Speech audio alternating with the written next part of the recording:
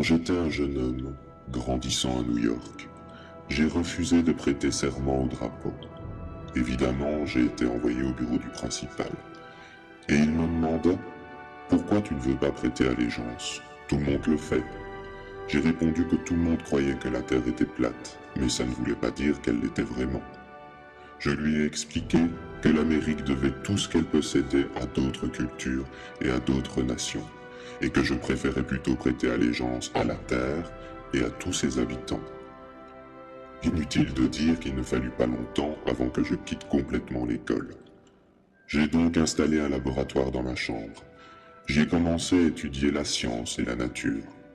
J'ai alors réalisé que l'univers tout entier est régi par des lois, et que l'être humain et toutes les sociétés entières étaient soumises à ces lois.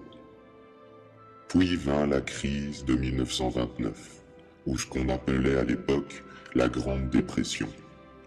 Je ne comprenais pas pourquoi des millions de gens étaient sans travail, sans abri ou affamés, alors que toutes les industries étaient bien là et que les ressources n'étaient pas plus rares.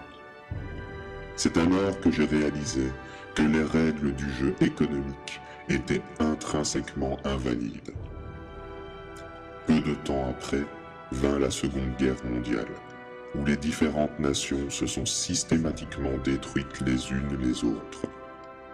Plus tard, j'ai calculé que toutes les destructions et les ressources gaspillées à cette guerre auraient pu facilement répondre aux besoins de chaque homme sur la planète. Depuis ce temps-là, j'ai observé l'humanité mettre en œuvre sa propre extinction. J'ai constaté que les précieuses ressources limitées étaient systématiquement gaspillées et détruites au nom du profit et du libre marché. J'ai vu les valeurs sociales réduites aux notions factices du matérialisme et de la consommation aveugle. Et j'ai observé les pouvoirs monétaires prendre le contrôle des structures politiques des sociétés prétendument libres.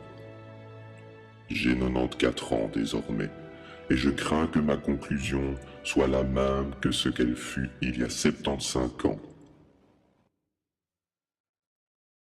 This shit's got to go.